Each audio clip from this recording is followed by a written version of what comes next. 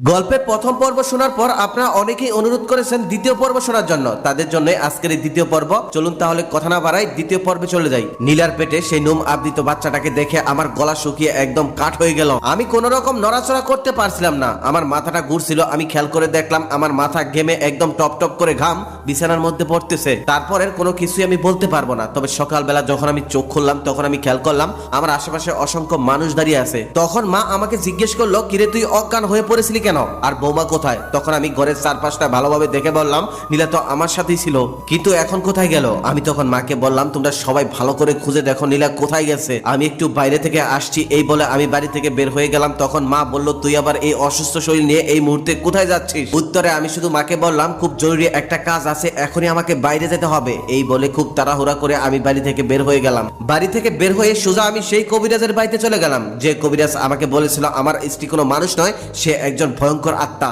আমি যখন কবিরাজের বাড়িতে পৌঁছে গেলাম, কবিরাজ আমাকে দেখেই বলল, এত সকাল সকাল তুমি? কোনো বিপদ হলো না তো? আমি তখন কবিরাজকে বললাম, শুধু বিপদ নয়, অনেক বড় বিপদ। কবিরাজ সাহেব, আপনি যেমনটা বলেছেন তেমনটাই ঠিক। আমার স্ত্রী কোনো মানুষ নয়, সে একজন ভয়ঙ্কর আত্মা। আমি দেখেছি তার পা সাধারণ মানুষের মতো নয়, তার পা উল্টো। কিন্তু কবিরাজ সাহেব, আরো একটা ভয়ঙ্কর কথা আছে যা আপনাকে বলাই হয়নি। কবিরাজ তখন বলল, কি কথা? আমি তখন বললাম, কাল রাতে নীলার পেটে একটি বাচ্চা দেখেছি, যে বাচ্চাটির পুরো শরীর লোমে আবৃত, একদম শিম্পাঞ্জির মতো দেখতে। আমার এই কথাটা শোনার সাথে সাথে কবিরাজ সাহেব মাথায় হাত দিয়ে মাটিতে বসে পড়লো আর বলল, হায় হায়, এ কেমন বিপদ আসতে চলছে এই পৃথিবীতে। কবিরাজের কথা শুনে আমি আরো ঘাবড়ে গেলাম আর বললাম, এখন আমি কি করব আপনি দয়া করে বলে দিন। কবিরাজ তখন বলল, এখানে আমি কিছুই করতে বা বলতে পারবো না। এখানে যদি কিছু করতে পারে তাহলে একমাত্র আমার গুরু নমানি ওজাই পারবে। আমি তখন বললাম, তাহলে আর দেরি নয়, চলুন এখনই তাহলে আমরা দুজনে মিলে নমানি ওজার কাছে চলে যাই। কবিরাজ তখন তৎক্ষণাৎ আমাকে নিয়ে সেই নমানি ওজার কাছে চলে গেল। নমানি ওজা আমাকে দেখেই বলল, কি ব্যাপার, কোনো সমস্যা হয়েছে বচ্চ?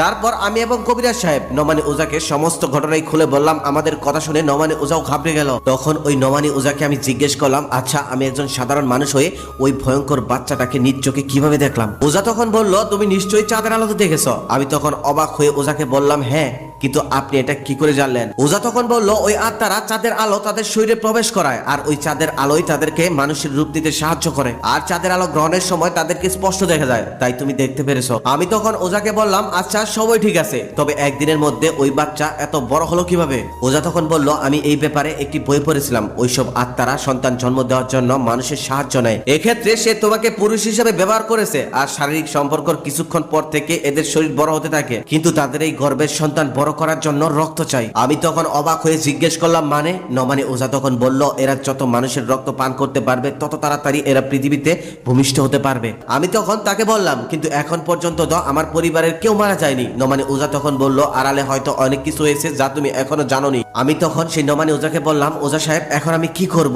দয়া করে আপনি আমাকে সাহায্য করুন। ওজা তখন বলল, সবার আগে ওই আত্মার আস্থানা অর্থাৎ কোথায় থাকে সেটা খুঁজে বের করতে হবে। চলো প্রথমে তোমার সাথে তোমার বাড়িতে যাব, তারপর যাব জঙ্গলের সেই জায়গাটা যেখানে তোমাদের বিয়ের গাড়ি নষ্ট হয়েছিল। তখন ওজা সাহেবকে নিয়ে আমি আমার বাড়ির দিকে রওনা দিলাম। বাড়ি থেকে বের হয়ে আসার আগে ওজা সাহেব হাতে করে একটি বই নিয়ে আসলো। বাড়িতে আসার আগেই দেখি আমাদের বাড়িতে অনেক চিৎকার চেঁচামেচি। তারপর ওজাকে নিয়ে আমি যখন আমাদের বাড়িতে প্রবেশ করলাম আর দেখলাম উঠানেতে আমাদের কাজের ছেলেটাকে শুয়ে রাখা হয়েছে। মা তখন আমাকে বলল, ও নাকি মারা গেছে। আমি ওর দিকে তাকাতেই দেখলাম ওর পুরো শরীর ফ্যাকাশে হয়ে গেছে। দেখেই মনে হচ্ছে ওর পুরো শরীরের রক্ত কে যেন শুষে নিয়েছে। এবার সেই নমানি ওজা আমার দিকে তাকিয়ে আমাকে বলল, বলছিলাম না তোমাকে, এবার চলো, আর দেরি করা যাবে না, তাড়াতাড়ি সেই জঙ্গলে নিয়ে চলো আমায়। আমি তখন বললাম, আচ্ছা ঠিক আছে, চলুন আমার সাথে। তারপর দুই ওজাকে নিয়ে সেই জঙ্গলের উদ্দেশ্যে রওনা দিলাম আমরা। তারপর ঘন্টা খানিকের মধ্যে আমরা সেই জঙ্গলের মধ্যে চলে গেলাম। জঙ্গলে যাওয়ার পর নমানি ওজা জঙ্গলের বিশাল বড় একটি গাছের নিচে গিয়ে দাঁড়ালেন। গাছের গায়ে কি যেন লেখা ছিল, সেই লেখাগুলো সে পড়তে শুরু করলেন, আর তার হাতে থাকা বইয়ের সাথে সেই লেখাগুলো মিলাতে থাকলেন। কিছুক্ষণ পরে সে ভয়ঙ্কর ভাবে হেসে উঠল আর বলল, চন্দ্রা, চন্দ্রা। আমরা তখন জিজ্ঞেস করলাম, চন্দ্রা মানে কি? নমানি ওজা তখন বলল, তোমরা যাকে নীলা বলছো সে কোনো নীলা নয়, সে হলো চন্দ্রা। আমি তখন আবারও জিজ্ঞেস করলাম, চন্দ্রা মানে কি?